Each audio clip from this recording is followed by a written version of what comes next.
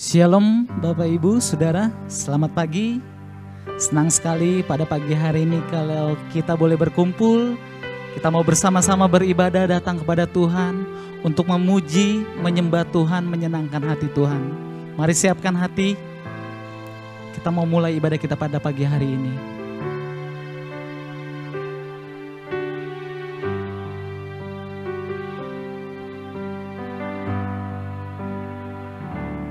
Ya Tuhanku, aku hendak menyanyi bagimu selama ku hidup. Ya Allahku, aku hendak bermazmur bagimu selagi ku ada.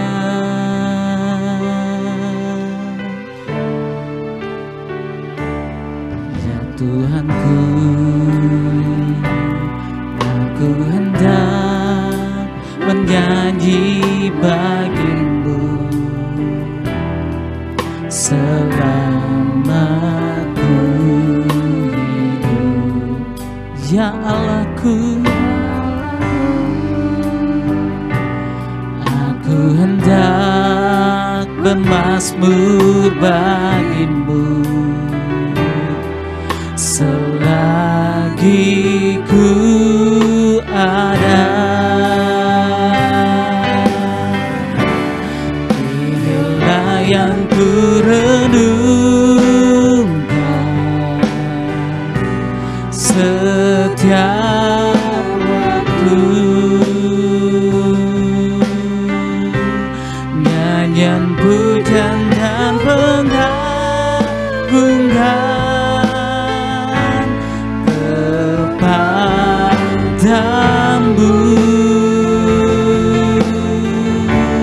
Biarlah manis kau dengar Tuhan, manis kau dengar Tuhan, dan hatiku bersuka karenamu. Dengan segenap hatimu kita katakan, inilah oh Tuhan, waktu nyanyian pujian kami Tuhan, pengagungan kepadamu. Biarlah manis kau dengar Tuhan, manis kau dengar Tuhan, dan hatiku bersuka karenamu. Inilah yang ku renungkan setiap waktu, nyanyian pujian dan pengagungan kepadamu.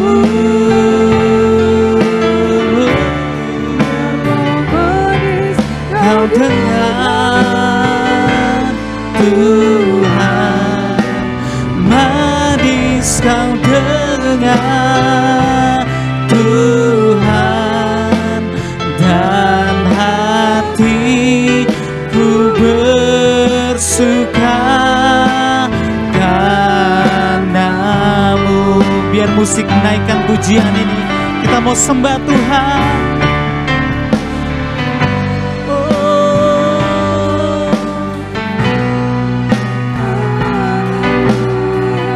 Kami sembah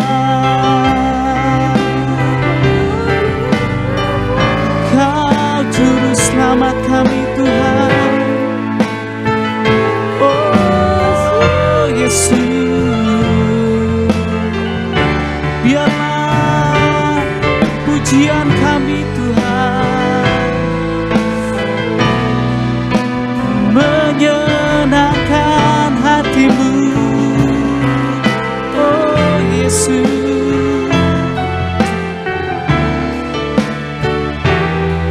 Terima kasih Tuhan. Kita naikkan pujian ini bersama-sama. Inilah yang kurenungkan, yang kurenungkan setiap waktu. Nyanyian pujian dan pengagungan kepadamu.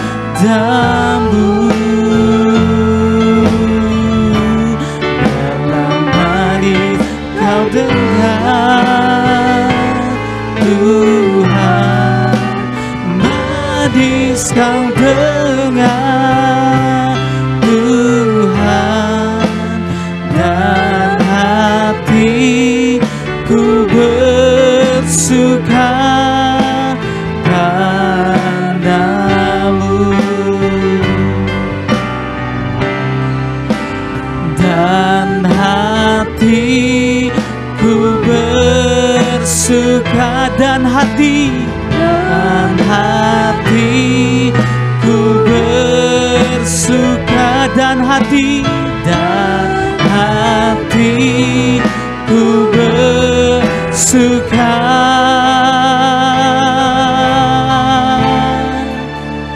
padamu, oh Tuhan Yesus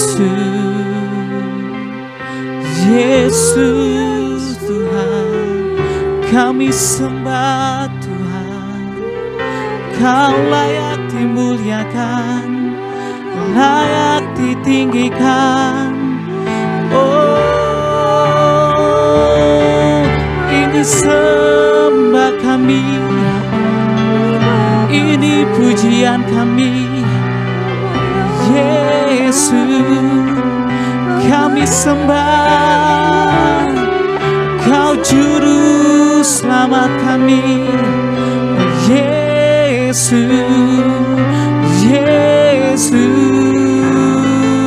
Oh, kami muliakan, kami tinggikan, Yesus. Oh Yesus.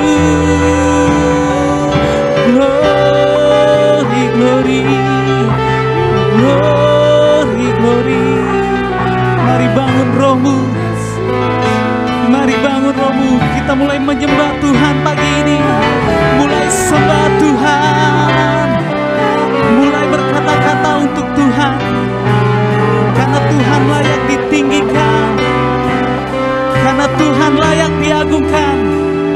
Sebab tiada nama lain selain nama Dia yang layak kita permuliakan, yang layak kita agungkan.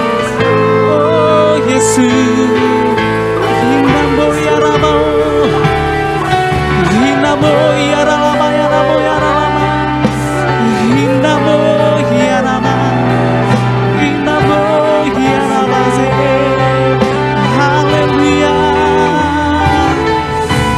Hindamo ya Rama, Rama ya Rama ya Rama, ya Rama ya Rama ya Rama, ya Rama ya Rama ya Rama, ya Rama ya Rama ya Rama. Oh Tuhan, ya Rama ya Rama ya Rama.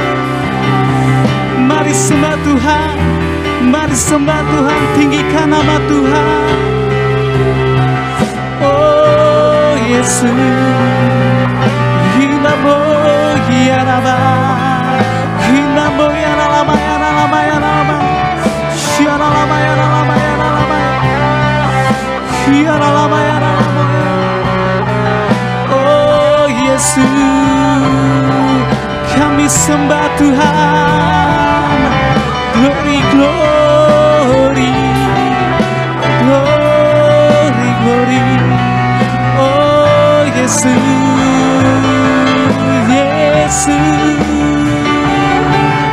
Terima kasih Tuhan buat kebaikan-Mu, anugerah-Mu. Oh, we worship you Lord, we praise you Lord Jesus.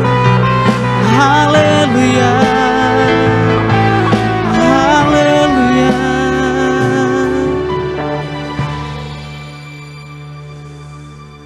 Kami bersyukur Tuhan,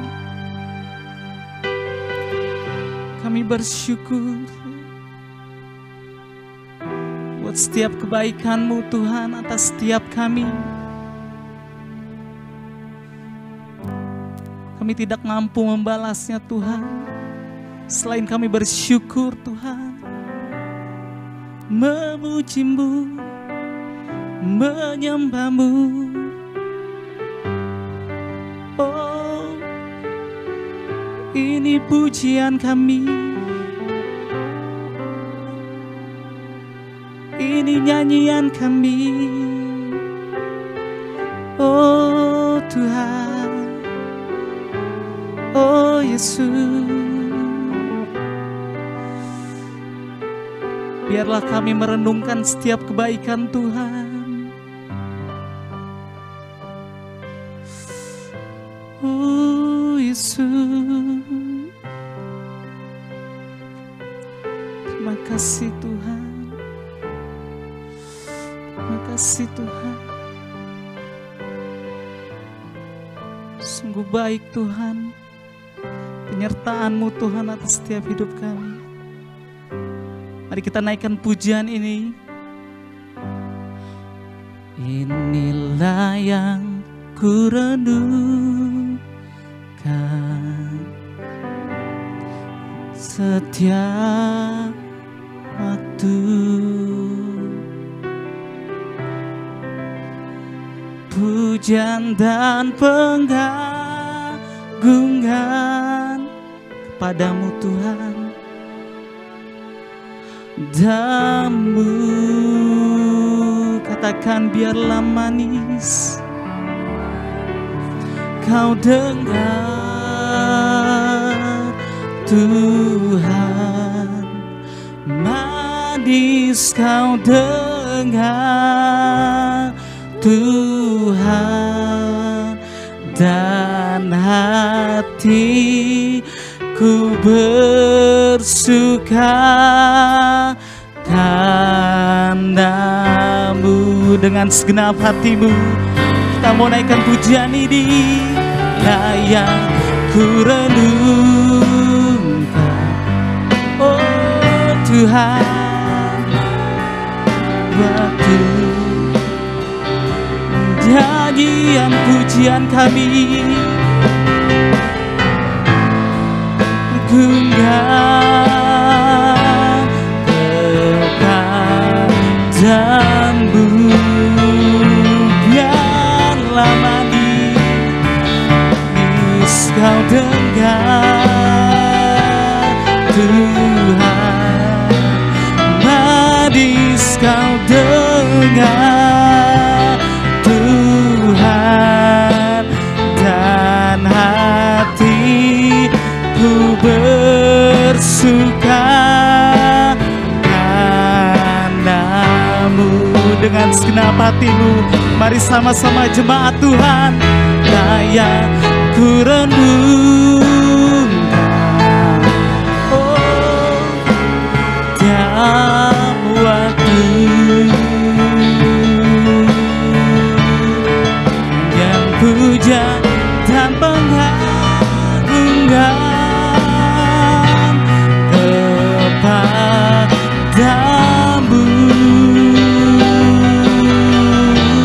dan mari kau dengar Tuhan, manis kau dengar Tuhan, dan hatiku bersuka karena-Mu, dan hati kami bersuka, hati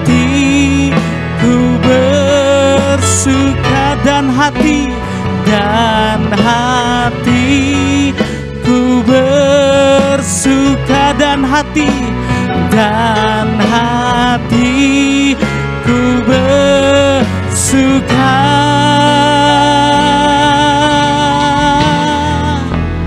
Karena-Mu. Terima kasih Tuhan. Haleluya.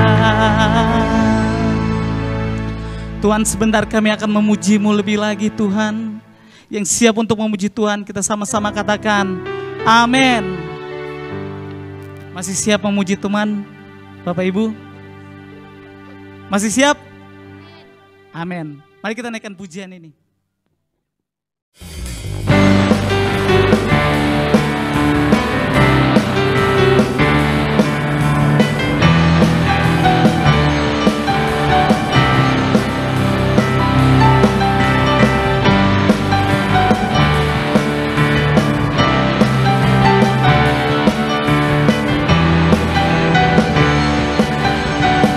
Mari sama-sama katakan firman-Mu, firman-Mu Tuhan, kita dari kakiku.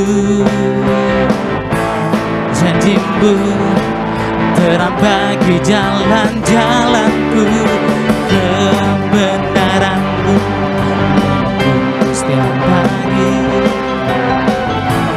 Ku menantikan-Mu, beri kekuatan baru.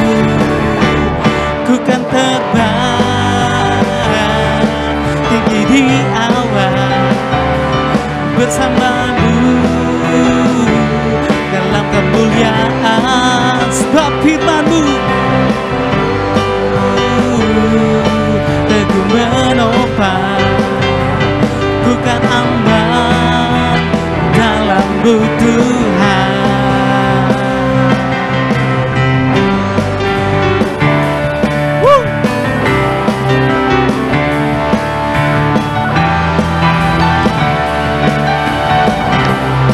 Sama-sama firman-Mu Tuhan, terang kakiku. Janji-Mu terang bagi jalan-jalanku, kebenaran-Mu menuntun setiap hari. Ku menantikan-Mu, beri kekuatan baru. Ku kan terbang tinggi di awan bersama-Mu dalam kemuliaan, sebab firman-Mu teguh menopang. Ku kan aman dalam-Mu Tuhan. Jalan-Mu jalan-jalan-Mu, rancangan-Mu melebihi rancangan-Ku. Firman-Mu sungguh tak membebaskan-Ku, berjalan lebih tinggi, berjalan bersama-Mu. Mari kita angkat tangan kita sama-sama. Ku kan terbang tinggi di awan bersama-Mu dalam kemuliaan, sebab firman-Mu teguh menopang. Ku kan aman dalam-Mu Tuhan. Katakan, ku kan terbang di awan bersama-Mu dalam kemuliaan, sebab firman-Mu teguh menopang. Ku kan aman dalam-Mu Tuhan. Ku kan terbang, ku kan terbang tinggi di awan bersama-Mu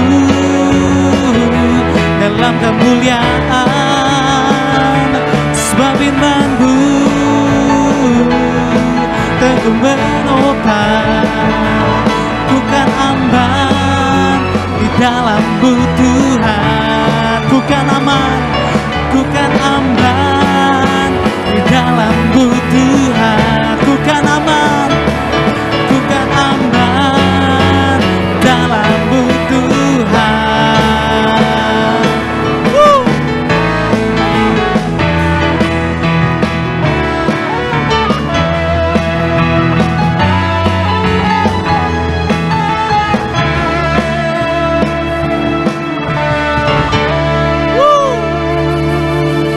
Berikan kemuliaan lebih dahsyat lagi untuk Tuhan. Saya mau mengajak untuk setiap Bapak Ibu, kita mau masuk dalam firman Tuhan. Mari kita siapkan hati kita.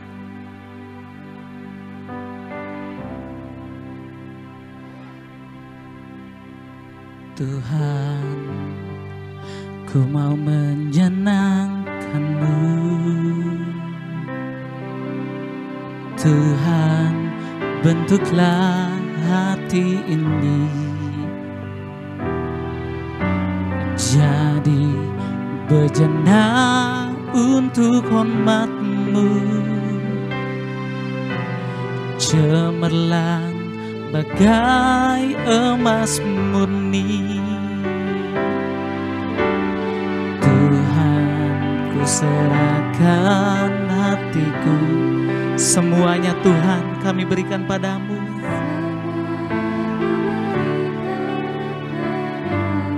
Amin Tuhan. Kuduskan hingga tulus selalu, agar aku menyenangkan-Mu. Tuhan, menyenangkan-Mu. Tuhan, bentuklah hati ini jadi bejana untuk hormat-Mu, cemerlang bagai emas murni. Tuhan, ku serahkan hatiku, semua ku berikan padamu. Kuduskan hingga tulus selalu, agar aku menyenangkan-Mu. Menyenangkan-Mu, senangkan-Mu, hanya itu kerinduanku. Menyenangkan-Mu, senangkan hatimu, hanya itu kerinduanku. Menyenangkan-Mu, senangkan-Mu, hanya itu kerinduanku. Menyenangkan-Mu, senangkan hatimu, hanya itu kerinduanku. Hanya itu kerinduanku. Hanya itu kerinduanku.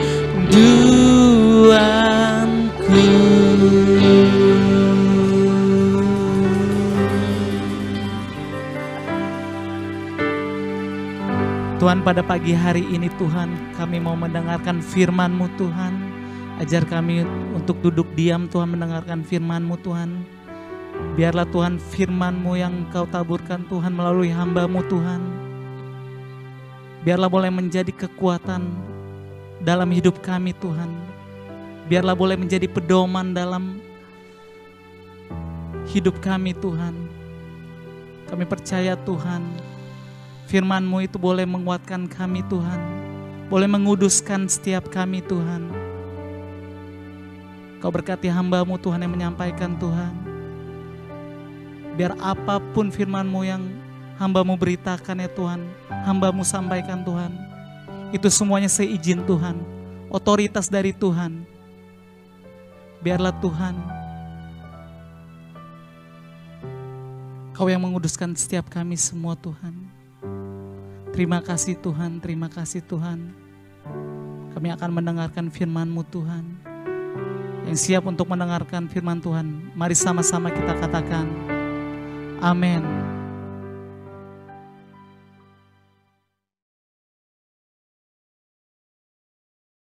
Happy Sunday semua. Tema yang akan dibahas hari ini adalah 3 berkat kekudusan bagi generasi Yeremia. Ini adalah hari-hari yang sangat menentukan bagi umat Tuhan di akhir zaman, di mana semua orang sedang ada dalam kondisi yang tidak menentu karena pandemi yang melanda seluruh dunia. Dengan adanya situasi seperti ini, kita sebagai umat Tuhan dihadapi dengan 2 pilihan.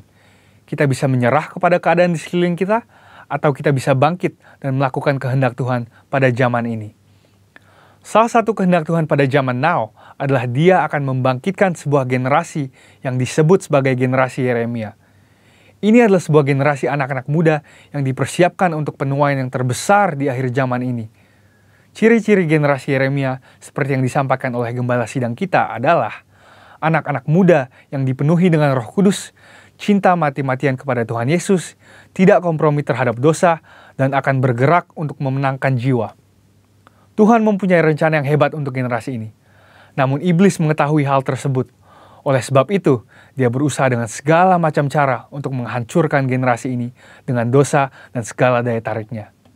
Ibrani 12 ayat 14 berkata, "Berusahalah hidup damai dengan semua orang dan kejarlah kekudusan, sebab tanpa kekudusan tidak seorang pun akan melihat Tuhan." Ayat di atas adalah bukti di antara begitu banyak firman Tuhan yang menunjukkan bahwa kekudusan adalah perintah dan syarat yang dari Tuhan kalau kita mau melihat kuasa dan kemuliaannya dinyatakan. Sebaliknya, dosa adalah penyebab utama gagalnya atau tertundanya rencana dan kehendak Tuhan di dalam kehidupan orang percaya.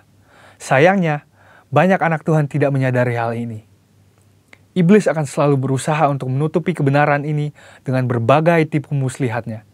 Jadi apa sebenarnya yang iblis sedang berusaha untuk melakukan? Pertama-tama, iblis mau menghancurkan masa depan generasi Yeremia. Iblis memang tidak maha tahu, tetapi dia tentu mengetahui banyak hal. Dia mengetahui kekuatan dan kelemahan kita. Dan beberapa contoh senjata yang sering dipakai iblis melawan generasi muda adalah kekerasan, narkoba, imoralitas seksual, dan banyak hal lainnya. Lalu apakah yang terjadi ketika kehidupan generasi muda dikuasai oleh dosa? Yang pertama adalah hatinya menjadi keras. Hal pertama yang direbut iblis ketika seseorang hidup dalam dosa adalah hatinya. Sebab dosa menjauhkan kita dari Tuhan dan membuat kita dingin terhadap firman Tuhan. Kekerasan hati akan membuat kita susah untuk diajar dan dibentuk oleh kebenaran firman. Yang kedua adalah hidupnya tidak menjadi maksimal. Yohanes 15 ayat 5 berkata, "Akulah pokok anggur dan kamulah ranting-rantingnya. Barang siapa tinggal di dalam aku dan aku di dalam dia, ia akan berbuah banyak. Sebab di luar aku, kamu tidak dapat berbuat apa-apa." Kehendaknya adalah supaya kita hidup dalam segala kelimpahan, baik jasmani maupun rohani. Tetapi dosa menjauhkan kita dari semua itu. Tetapi pilihannya ada di tangan kita masing-masing. Mari kita menabur yang baik, maka kita akan menuai keberhasilan dan kebaikan bagi kemuliaannya. Yang ketiga adalah kebinasaan kekal. Dosa pada akhirnya akan membawa kita kepada kematian, yaitu hukuman yang kekal di neraka. Banyak orang sekarang bersembunyi di balik pengajaran yang berkata, sekali selamat tetap selamat. Tetapi seperti yang dikatakan oleh firman Tuhan di Filipi 2 ayat 12, kita mempunyai tanggung jawab untuk mengerjakan keselamatan itu.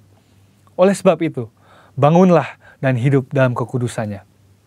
Saudara, ada 3 berkat yang akan kita terima ketika kita memutuskan untuk hidup dalam kekudusannya. Yang pertama, kita akan siap untuk menerima kepercayaan yang besar dari Tuhan. Seperti yang dikatakan di Matius 25 ayat 21. Tuhan mau mempercayakan hal yang besar kepada kita, tetapi itu semua harus dimulai dari ketaatan kita akan firman-Nya. Sekali lagi, pilihannya ada di masing-masing tangan kita. Yang kedua adalah kekudusan akan mendatangkan berkat dan anugerah Tuhan yang berlimpah. Menurut Yesaya 48 ayat 18-19, damai sejahtera dan kebahagiaan akan terus berlimpah bagi mereka yang mentaati firman Tuhan. Ketika kita memilih untuk hidup dalam kekudusannya, maka berkat dan penyertaannya senantiasa melimpah dalam hidup kita, bahkan jauh sampai keturunan selanjutnya. Yang ketiga adalah kita akan mengalami kuasa dan kemuliaannya. Tuhan Yesus memanggil kita untuk menjadi saksinya. Dia mau memanifestasikan kuasanya melalui hidup kita. Dan itulah sebabnya dia memanggil dan mengutus satu generasi di akhir zaman, yaitu generasi Yeremia. Generasi anak-anak muda untuk menggenapi rencananya bagi dunia ini, yaitu penuaian yang terbesar dan terakhir sebelum kedatangan Tuhan Yesus yang kedua kalinya. Oleh sebab itu, ambillah keputusan untuk hidup di dalam kekudusan Tuhan, supaya rencananya yang indah digenapi di kehidupan kita semua. Selamat hari Minggu dan Tuhan Yesus memberkati.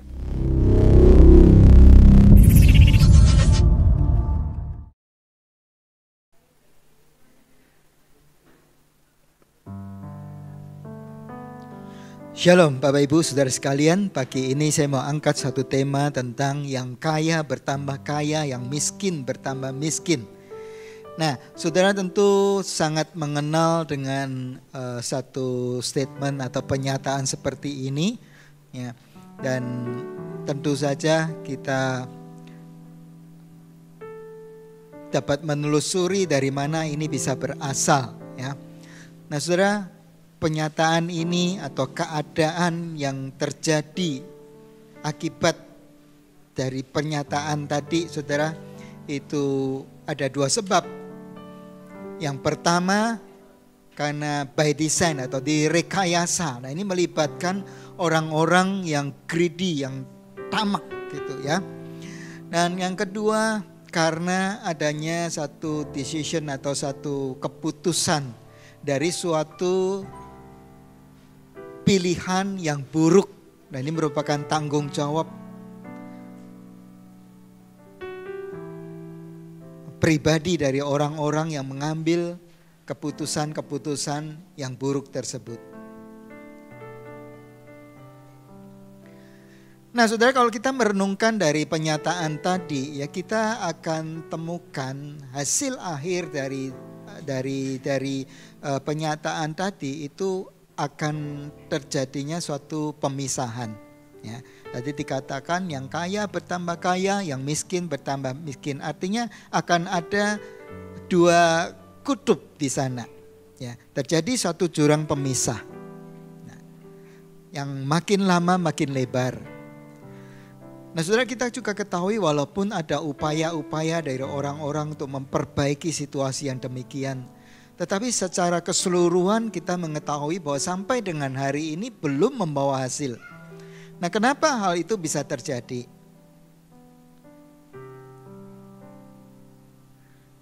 Orang-orang yang mencintai dirinya sendiri itu tetap ada sampai dengan hari ini. Nah, penyebabnya karena yang pertama kerakusan atau ketamakan. Yang kedua karena kasih yang sudah menjadi dingin. Saudara, Alkitab telah mengatakan tentang pemisahan tersebut. Dalam pernyataannya mengenai perumpamaan tentang talenta, ayat 29 dikatakan di sana, karena setiap orang yang mempunyai kepadanya akan diberi, sehingga ia berkelimpahan. Tetapi siapa yang tidak mempunyai, apapun juga yang ada padanya akan diambil daripadanya. Nah, saya ulang, saudara. Setiap orang yang mempunyai kepadanya akan diberi, sehingga ia berkelimpahan. Tetapi siapa yang tidak mempunyai, apapun juga yang ada padanya akan diambil daripadanya. Nah, coba kita renungkan, saudara, kalimat ini. Nah, kita akan tangkap, saudara, bahwa akan ada satu jurang pemisah. Karena dikatakan yang mempunyai akan diberi, sehingga makin bertambah banyak, dikatakan makin berkelimpahan. Tetapi yang tidak memiliki, apapun juga yang ada padanya diambil daripadanya. Jadi akan ada pemisahan di sini. Kalau kita membaca di dalam 1 Timotius pasal yang ke-6 ayat 9 dan 10. Di sana dituliskan suatu peringatan bahwa cinta akan uang itu akan membuat manusia terjatuh di dalam berbagai macam kejahatan. Nah, kita mudah menemukan dampak-dampak yang terjadi sebagai akibat manusia-manusia yang serakah, manusia-manusia yang cinta akan uang. Ya. Contoh-contohnya, saudara, yang pertama, saudara, peperangan. Ya. Yang kuat menyerang yang lemah. Intinya adalah karena menginginkan milik yang lemah. Kekayaan alam dari negara yang lemah. Contoh yang kedua, terjadinya korupsi, ini terjadi di banyak negara, saudara. Skandal runtuhnya bank-bank besar, baik di dalam dan di luar negeri, tidak terlepas dari ketamakan segelintir orang untuk memanfaatkan entah itu kekuasaannya atau situasi yang akan menyebabkan kerugian negara dan kegoncangan keuangan dunia. Di Indonesia sendiri, ya, saudara, kita mengenal ya, kasus korupsi tentang IKTP, saudara, ya, lalu tentang skandal Bank Bali yang hari-hari ini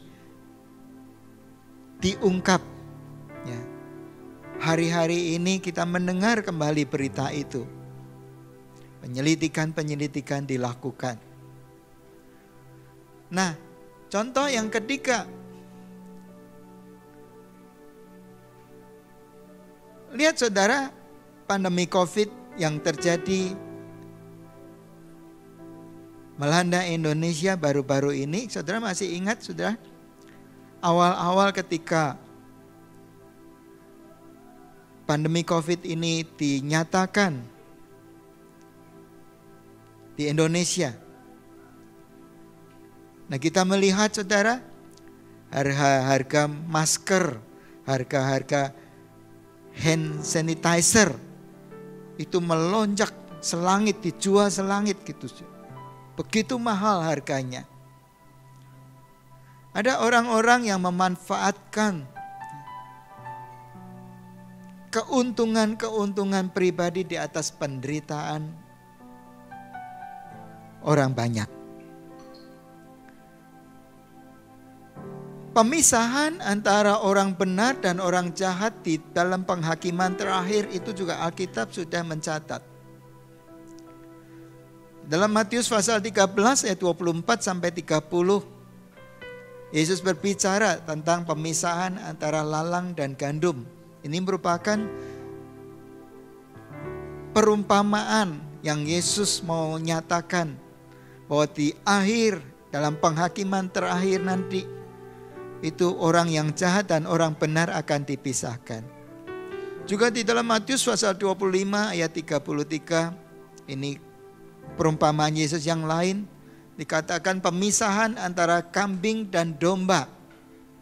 Lalu kalau kita membaca di 2 Timotius pasal 3 ayat yang ke-13, di sana dikatakan yang jahat bertambah jahat. Kemudian di dalam Wahyu pasal 22 ayat yang ke-11 juga dikatakan yang jahat biarlah bertambah jahat, yang benar biarlah terus berbuat kebenaran. Nah, kalau kita menyimak dan mencermati kata-kata ini, saudaraku, tadi di awal saya katakan, saudara, ini akan membuat satu pemisahan, ya. Yang satu katakanlah ke utara, yang lain ke selatan, yang satu ke barat, yang lain ke timur. Jurang pemisah itu makin lama makin melebar jaraknya. Nah, akar penyebab dari semuanya ini, yang pertama adalah kemalasan.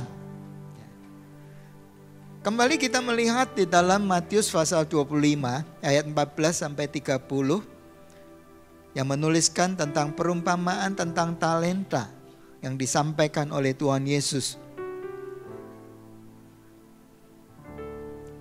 Hamba yang menerima 1 talenta itu datang ketika diminta pertanggungjawabannya oleh Tuhan itu. Ya. Ayat 24 berkata, kini datanglah juga hamba yang menerima 1 talenta itu dan berkata, Tuhan, aku tahu bahwa Tuhan adalah manusia yang kejam, yang menuai di tempat di mana Tuhan tidak menabur, dan yang memungut dari tempat di mana Tuhan tidak menanam.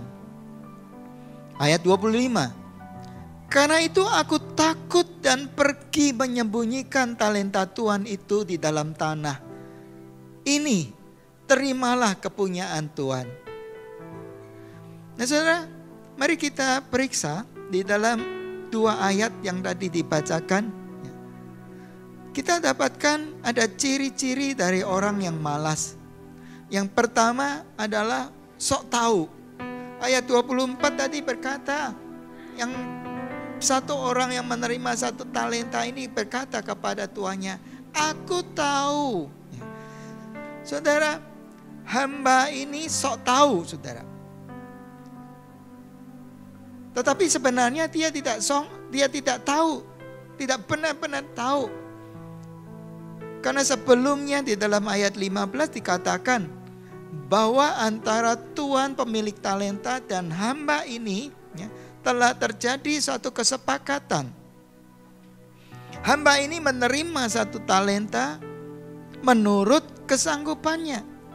Artinya dia sudah menyanggupi bahwa talenta yang dipercayakan kepadanya ini akan dia kembangkan.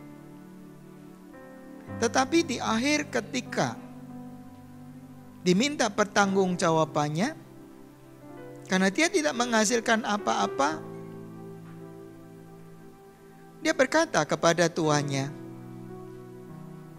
aku tahu bahwa Tuhan adalah manusia yang kejam, yang menuai di tempat di mana Tuhan tidak menabur, dan yang memungut dari tempat di mana Tuhan tidak menanam.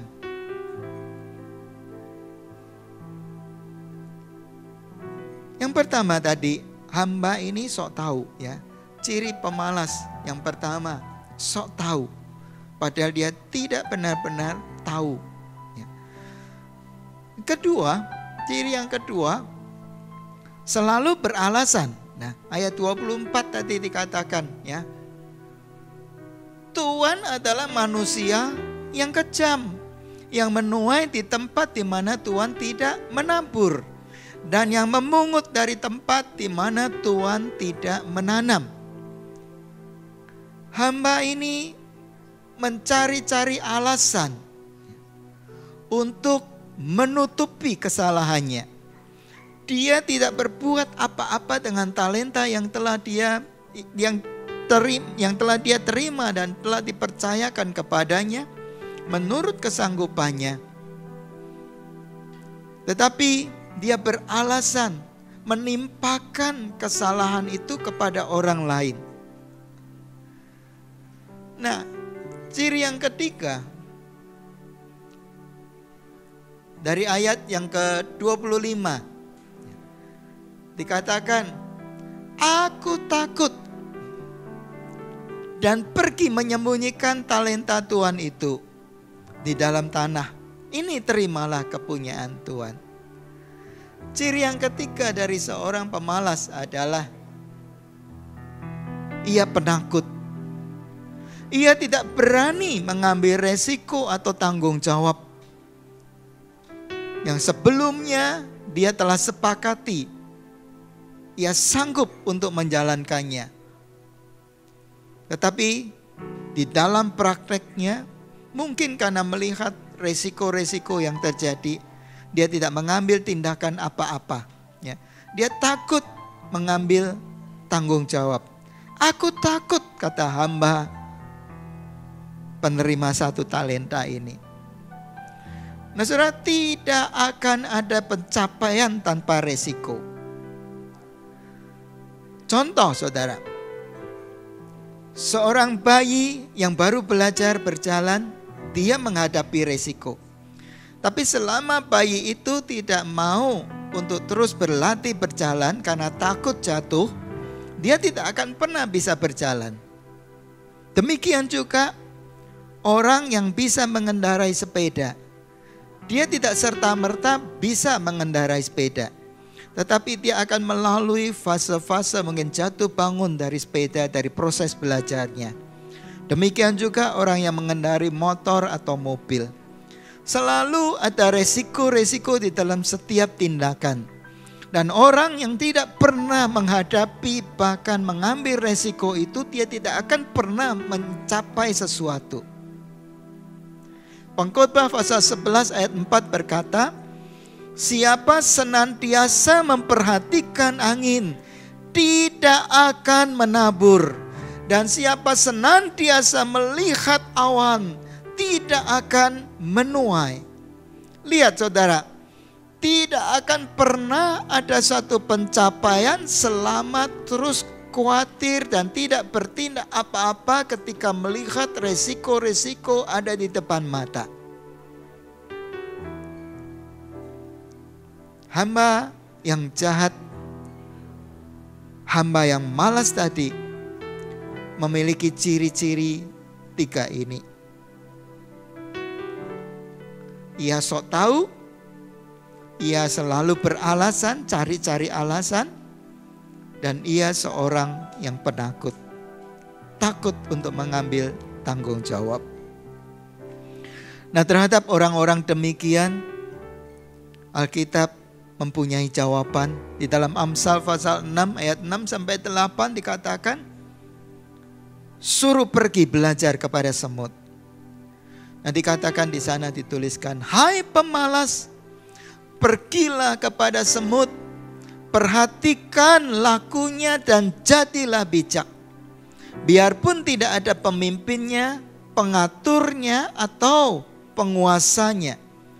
Ia menyediakan rotinya di musim panas dan mengumpulkan makanannya pada waktu panen. Akibat dari sikap malas, Amsal pasal 6 ayat 11 berkata, maka datanglah kemiskinan kepadamu seperti seorang penyerbu dan kekurangan seperti orang bersenjata. Dalam Matius pasal 25 ayat 29 yang kita baca di awal tadi dikatakan, apapun juga yang ada padanya akan diambil daripadanya. Apapun juga yang ia miliki akan diambil daripadanya. Nah, saudara, ini termasuk hilangnya kesempatan-kesempatan yang telah diberikan kepadanya. Karena tidak dijalankan, kesempatan itu akan hilang. Nah, saudara, mari kita refleksikan dengan keadaan sekarang ini, saudara. Kita semua orang menghadapi resiko. Resiko kesehatan kalau kita tidak benar-benar disiplin dan memperhatikan protokol kesehatan yang telah dikeluarkan oleh pemerintah. Kalau kita bertindak sembrono, ya, resiko kesehatan itu ada di depan mata. Dan ada resiko-resiko yang lain, saudaraku. Mengenai mata pencaharian itu ada resiko-resiko karena iklim usaha yang kurang bagus hari-hari ini. Ada bayang-bayang PHK dan sebagainya, saudara. Tetapi saudara, lihatkah di samping resiko-resiko yang kita lihat dan kita hadapi, ada pintu lain yang terbuka, saudara. Kalau kita hari-hari ini kita banyak di rumah dan kita banyak kesempatan untuk melihat-lihat di dalam YouTube atau sosial media, saudara akan temukan ada begitu banyak video-video tutorial tentang hal apapun, saudara. Teknologi apapun, bahkan video-video tutorial, ya. tentang bagaimana membuat kue-kue atau makanan-makanan, saudara. Bukankah itu kesempatan-kesempatan di balik risiko-risiko yang ada, yang sedang dihadapi hari-hari ini? Tapi kalau kita membiarkan hal itu berlalu saja, saudara, kita tidak akan pernah mencapai pencapaian apa-apa. Dan kita tidak akan pernah mengalami kemajuan. Yang ada di dalam diri kita, kita hanya meratapi nasib kita seperti ini. Tetapi orang-orang yang cekatan, orang-orang yang terampil, orang-orang yang gesit, dia akan memakai segala macam kesempatan untuk mengasah dirinya, untuk mengupgrade dirinya, saudara. Dan ia akan mengalami suatu kemajuan di dalam masa yang sesak seperti ini.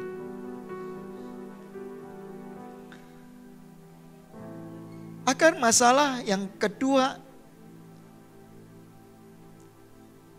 terjadinya suatu pemisahan adalah ketidakpedulian. Matius pasal 11 ayat 17. Yesus setelah memuji Yohanes Pembaptis, tiba-tiba kemudian dia membelokkan arah pembicaraannya, ditujukan kepada orang-orang Yahudi, orang-orang Farisi, ahli Taurat. Dan dia berkata, kami meniup seruling bagimu, tetapi kamu tidak menari. Kami menyanyikan kidung duka, tetapi kamu tidak berkabung. Kata-kata Yesus ini diawali dengan kalimat, dengan apakah angkatan yang jahat ini diumpamakan?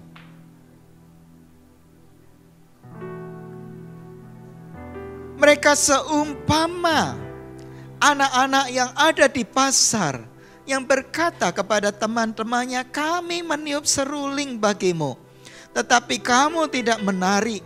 Kami menyanyikan kidung duka, tetapi kamu tidak berkabung. Ada satu tradisi dari anak-anak Yahudi, saudara. Ya, kalau mereka ke pasar, ya seperti yang dikatakan oleh Yesus ini. Mereka meniup seruling, yang lain itu menari dan menyanyikan kidung duka, yang lain, ya saudaraku, ya ikut ambil bagian di dalamnya. Ya. Tetapi kalau kita melihat, saudara, kalimat yang Yesus katakan, dengan apakah akan diumpamakan angkatan yang jahat ini? Saudara, kalau kita renungkan, ya, Yesus merasa frustasi, ya, dengan orang-orang Yahudi di waktu itu. Karena dengan berbagai macam cara Tuhan Allah telah mengutus orang-orangnya untuk membuat mereka ini percaya kepada Mesias Juru Selamat, yaitu Yesus Kristus. Tetapi mereka terus berkeras hati. Dengan cara keras lewat pelayanan dari Yohanes Pembaptis yang sangat keras kata-katanya. Suatu hari dia menegur orang-orang Yahudi yang datang kepada dia untuk dibaptisan. Hai kamu keturunan ular beludak. Waduh, saudara, ini kata-katanya keras sekali. Tetapi lewat pelayanan Yohanes Pembaptis pun mereka juga tetap mengeraskan hati, ya, tidak percaya, masih tidak percaya. Kemudian Yesus melayani mereka. Yesus seorang pribadi yang mudah didekati oleh siapapun juga. Dengan kelembutannya Yesus melayani mereka, mereka juga tidak percaya kepada Tuhan Yesus. Yesus dengan stylenya, dengan gaya yang keras, suatu hari dia juga berkata-kata keras kepada ahli-ahli Taurat dan orang-orang Farisi. Celaka kamu, celaka kamu, celaka kamu. Tapi mereka toh tidak juga mau percaya gitu kepadanya. Bapak, kalau kita lihat, saudaraku, di dalam zaman perjanjian lama, Allah memakai nabi-nabinya untuk membuat bangsa Israel, orang-orang Yahudi ini percaya kepada Tuhan dan setia untuk mengikuti perintah-perintahnya. Berbalik hanya kepada Tuhan, berbakti hanya kepada Tuhan saja. Sampai-sampai saudara, seorang nabi yang bernama Hosea dipanggil oleh Tuhan dan dikasih satu tugas yang sangat nggak enak saudara. Tuhan berkata kepada Hosea, Hosea pergilah, carilah perempuan sundal, kawinilah dia. Dan ketika kemudian Hosea taat, lahir anak-anak, tapi kemudian perempuan sundal ini pergi meninggalkannya dan bersundal dengan laki-laki lain. Dan Tuhan berkata, katakan kepada umatku, demikianlah perasaanku terhadap mereka. Nah, sudah lihatlah, sampai Tuhan mendemonstrasikan begitu rupa perasaan yang ada di dalam dirinya karena pengkhianatan yang dilakukan oleh umat yang dia pilih. Tetapi mereka berkeras hati. Nah saudara, ketidakpedulian ini mengakibatkan melahirkan orang-orang yang bebal, ya. Orang-orang yang tidak peka kepada peringatan-peringatan yang diberikan kepadanya.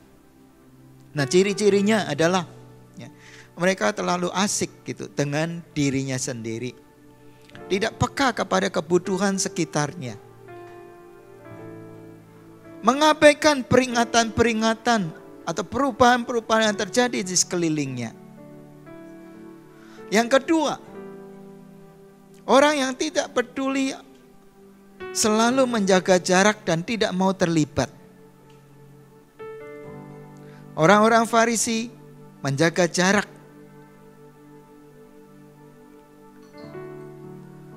Yang ketiga, orang-orang yang tidak peduli ini tidak mengantisipasi perubahan dan menyiapkan diri untuk menyongsong dampak-dampak perubahan sekitarnya. Dalam kehidupan di dalam dunia kita, saudaraku, kita melihat akibat ketidakpedulian ini sangat serius. Ya. Mereka akan sungguh-sungguh tertinggal, saudara. Karena mereka tidak mau beradaptasi dan mereka tidak peduli, tidak mengenali perubahan-perubahan sebagai satu peringatan-peringatan akan satu masa depan yang dia harus merubah cara-cara berpikir. Nah, saudara perhatikan, cara-cara yang jadul akan tertinggal. Nah, dari sini kita melihat, saudara, akan tercipta satu gap, akan tercipta satu pemisah. Akan terjadi satu pemisahan. Orang-orang yang tidak peduli, orang-orang yang tidak mau berubah, ini akan tertinggal. Yang ketiga, penyebab dari terjadinya satu pemisahan, ya, adanya sikap yang memandang rendah atau menganggap remeh. Suatu hari Tuhan Yesus menyampaikan satu perumpamaan tentang dua orang anak, dicatat di dalam Matius pasal 21 ayat 28 sampai dengan 32. Ada seorang bapak memiliki kebun anggur dan dia memanggil anak yang sulung dan berkata kepada dia, menyuruh anak yang sulung ini ke kebun anggurnya. Tetapi anak sulung ini berkata, baik bapak, tetapi dia tidak pergi.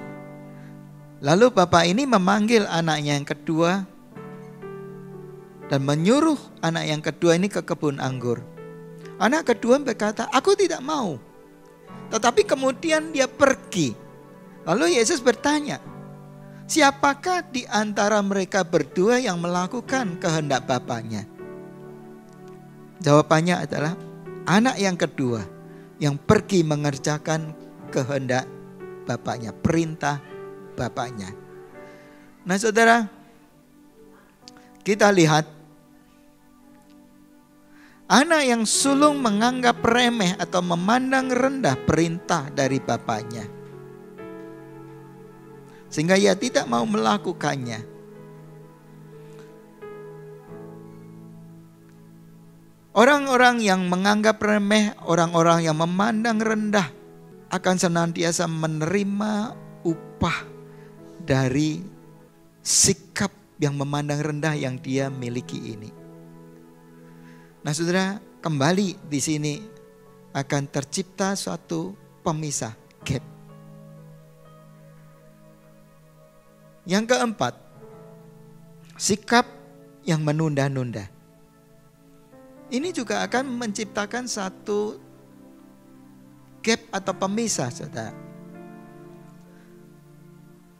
Di dalam 2 Samuel pasal yang ke-20 itu ada satu catatan peristiwa.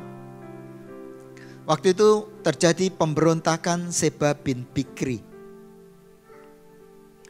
Daud memanggil Amasa, panglima tentaranya, untuk pergi mengejar Seba bin Bikri dan menumpas pemberontakan itu.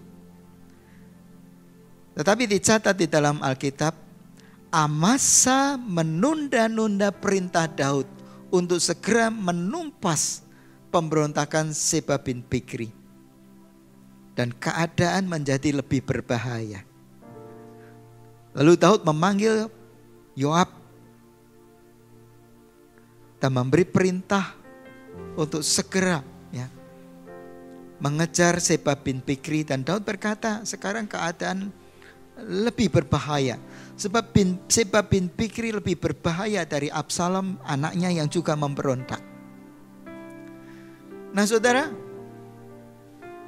penundaan akan menyebabkan hilangnya momentum atau timing yang tepat untuk meraih posisi. COVID-19 membuka mata dan mengajarkan kita banyak hal. Nah, kalau kita menunda-nunda untuk mengasah diri dengan hal-hal baru yang ada di sekitar kita, kita akan tertinggal di dalam era baru yang kita hadapi. Nah, kita lihat saudara, dari akar masalah, keempat akar masalah ini, terjadinya jurang pemisah, gap-gap yang makin melebar sebagai akibat dari kemalasan, sebagai akibat ketidakpedulian, sebagai satu akibat sikap yang menganggap remeh, dan sebagai satu akibat sikap yang suka menunda-nunda. Mari saudara, buatlah pilihan-pilihan yang baik. Kalau kepada kita terus diingatkan, kita memiliki nasihat-nasihat di dalam firman Tuhan. Mari pilihlah pilihan-pilihan yang baik, supaya kita justru berada di dalam jalur yang benar. Ketika pemisahan itu memang terjadi, saudara, nah kita ada di dalam kutub yang benar. Kita ada di dalam posisi yang benar. Karena kita membuat pilihan-pilihan yang benar. Dan kita tidak berperilaku seperti hamba yang jahat tadi, yang sok tahu, yang cari-cari alasan, dan takut untuk mengambil resiko. Mari kita memakai waktu yang tersedia buat kita untuk makin merenungkan lagi, saudara. Selalu ada jalan keluar. Selalu ada pintu yang terbuka. Ketika Tuhan menutup pintu-pintu yang lain. Dan biar kita menemukan itu dan kita menjadi manusia dengan pribadi yang baru. Tidak terus menggerutu dan meratapi ya, nasib kita. Tetapi kita bersyukur bahwa Tuhan sedang mengajar, membawa kita. Tuhan sedang memperlengkapi kita dengan sesuatu yang baru untuk menjadikan kita lebih bijaksana lagi di dalam hari-hari ke depan yang dibentangkan buat kita. Mari kita berdoa. Bapa, buka mata hati pikiran kami untuk kami memandang bahwa selalu ada jalan keluar di dalam Engkau. Biar kami memandang situasi yang ada di sekitar kami hari-hari ini sebagai satu kesempatan yang Tuhan bukakan buat kami untuk kami merentangkan otot-otot iman kami, untuk kami merentangkan pandangan kami, supaya kami melihat segala yang baik yang Tuhan janjikan dan tidak mengeluh meratapi akan begitu banyaknya kesusahan yang ada di dalam hidup kami hari-hari ini. Kami berdoa Tuhan, ketika mata kami memandang jurang pemisah yang makin melebar antara dua kutub yang berlawanan ini, biarlah kami dapati diri kami ada di dalam posisi, di dalam kutub yang benar, yang makin maju, makin maju, makin maju. Karena Tuhan membawa kami terus naik, kata firman-Mu. Itu kalau kami percaya kepada-Mu ya Tuhan, yang terus setia mengikuti jalan-jalan yang Kau arahkan untuk kami tempuh. Terima kasih, biarlah umat-Mu yang mendengar firman pada pagi hari ini dibukakan mata hati dan pikirannya. Dan Roh Kudus membimbing. Mari kita semua mengangkat kedua tangan kita ke atas dan siapkan hati kita untuk terima berkat Tuhan. Kasih karunia yang berlimpah-limpah dari Allah Bapa, damai sejahtera dan sukacita dari Roh Kudus memelihara hati saudara-saudara sekalian untuk tidak menjadi tawar terhadap situasi yang sedang terjadi di sekitar kita ini. Tetapi damai sejahtera dari Tuhan Yesus yang melampaui segala akal, biarlah memelihara hati dan pikiran saudara di dalam ketenangan, kepercayaan kepadanya. Dan Roh Kudusnya dicurahkan untuk terus mendampingi saudara, menghiburkan saudara, memberikan kekuatan kepada saudara, dan menyertai saudara sampai selama-lamanya. Semua yang percaya kita katakan amin.